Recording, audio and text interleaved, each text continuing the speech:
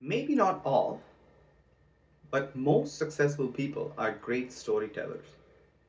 They can grip people by their neck in their conversations for as long as they want. And the best way to make people interested in you is by developing genuine interest by hooking them with words. And the best way to hook someone with words is by telling stories. Even if it's normal everyday thing. Make it interesting like a story with a beginning, an action-packed middle, and a great climax at the end. Imagine if someone was trying to explain you the concept of the movie Matrix or Inception or Interstellar without telling you the story. It would be impossible. Even in academia, we use experiments, which are basically stories, to remember the principles and concepts of nature. If you think about Schrodinger, Pavlov, Archimedes, we remember the stories more than we remember the principles of it, right? We remember the principles through the stories. Even in religion, um, information has been passed down using stories. The story itself is not important, or it's not the religion, but the hidden message, the read between the lines, is what the religion is what real information is in that story. So to become a great storyteller, you have to know that you have to first understand the fact that humans have been telling stories since the birth of civilization. And that's how they've been passing information for generations. Our genes, our bones, our minds have become more accustomed, and they will absorb information better if it's coming in a form of a story. So why not use it to your advantage? Right? Become a great storyteller that nobody can ignore. This will not just make you successful in your career, but it will make you a genuinely interesting person, and you will just blossom in every field of life. Here are 5 steps to becoming an excellent storyteller in everyday conversations. First, identify personal stories and experiences. Have you ever prepared for a job where you're required to use a STAR method to answer the questions? And STAR stands for situation, task, action, and result. So let's say an interviewer asks you a question that how did you solve a certain problem? How did you deal with a difficult employee at work in your past experiences? And here they expect you to tell them a situation, a specific situation. Then you have to tell them what was the task at hand, and then what was the action that you took, and then what was the result of that action. What is this? This is basically telling them a story about a situation that you've dealt with before, which is in relation to the question that they've asked. They don't want a generic response. I've been a recruiter for 5+ years, and that's what we follow. That's what I followed for most of my life, right? We are not looking for generic responses. That how would you solve a problem? I would do this. I would do that. No, these are hypothetical answers. Okay, the interview is behavioral interview, so you have to answer with a STAR method using a specific situation, then the task at hand, the action that you took, and the result. So why not use this in everyday conversations, right? Use a STAR method to every important conversation in your life. Everything that is interesting, put it through a STAR method of answering. You will sound more relevant to people, you will sound more interesting to people, and you will also stop um, saying unnecessary things. A lot of times we end up saying the things that we shouldn't say rather than things that we should say. Okay, so identify personal stories and experiences for this purpose. If you're preparing for an interview, if you answer with a STAR method, you're going to jot down a few personal experiences before starting the interview. That's how I start my interview when I'm going through to a new interview for a job. Is I will note down um, 10 to 15 personal incidences related to the job, and then depending on the job description and the role that I'm supposed to play. And then I'll memorize those incidences.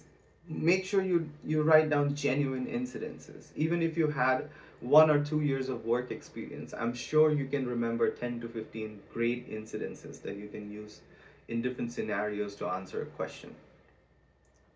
One incident can fit several different scenarios, and you can just put your own spin on it and use it in a certain way instead of just answering with a generic response. So make a note of all the interesting stories in your life. In the interview, you're only jotting down 10 to 15 stories from your professional life. But if you really want to become a good storyteller in your everyday life, then you need to really remember and jot down the most interesting situations in your life, about 50 to 100. And once you get into that habit, you would not need to write them down going forward. You would just remember them, or you would just make a point and you would know what to say with a story.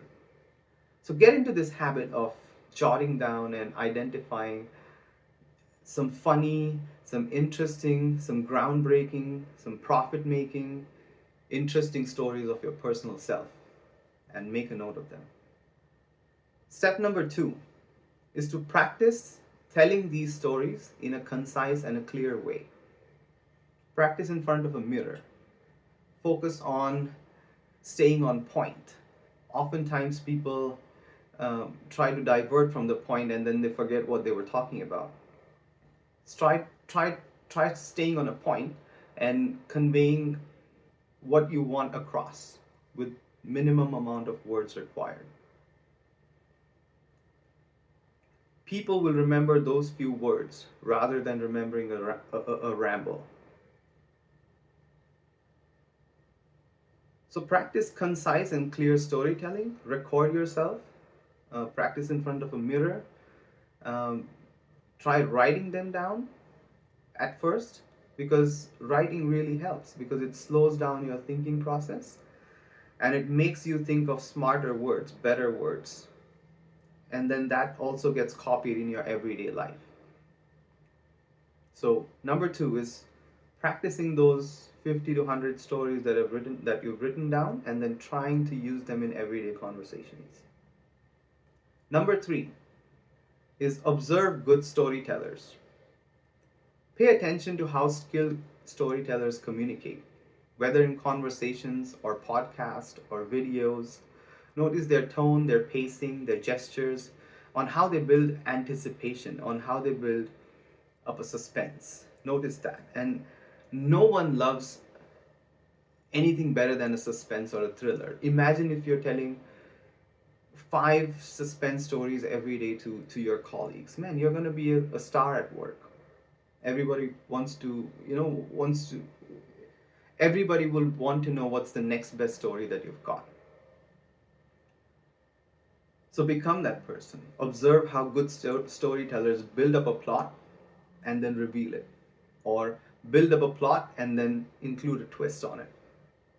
Notice that and bring it into your everyday conversations. Even if you are telling a story that how you went to the grocery store and then coming back home, you saw something very strange, instead of just saying, hey, you know what? I just saw something very strange on my way home. Instead of just saying that, you could build up a story.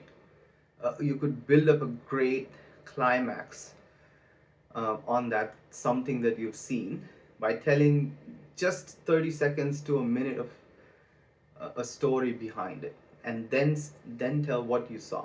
That's going to make such a huge impact on just a normal everyday thing that you saw on the road.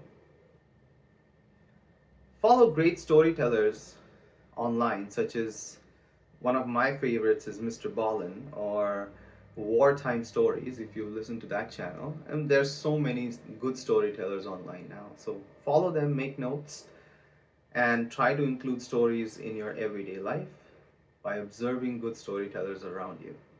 Step number 4 is making a conscious effort of including those stories in your everyday conversations. So make it a point, give yourself a target that You'll include at least 5 stories in your conversations today to make them more interesting. Not to make them longer, mind you, to make them more interesting. Give yourself a target that you'll tell 5 stories to a customer in a pitch. Imagine if you had a great story in your sales pitch, in your consulting pitch, in your any type of client pitch. It's going to make such a big impact on that pitch. So include a great story every day, every 2 days, every week, every month. Set yourself a target that you will include X number of stories. And then also brainstorm on new stories or the stories that are happening in your everyday life. Just make a note of them. You don't have to say them right away, okay? You don't want to seem as a chatterbox or a braggy person. Without seeming as a chatterbox or coming off as a braggy person, how could you tell those stories in an interesting way so whenever you open your mouth, people just tune their ears to you? Step number 5 is to seek feedback and reflect. Record yourself while you're telling a story.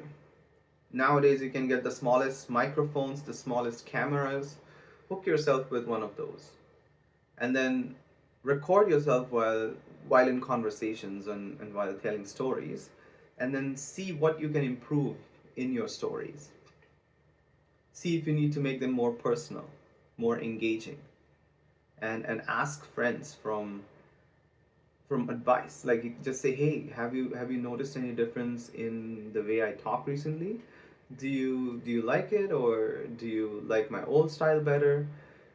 Get some real-time feedback from your close ones. Reflect on what you worked well and what you could improve.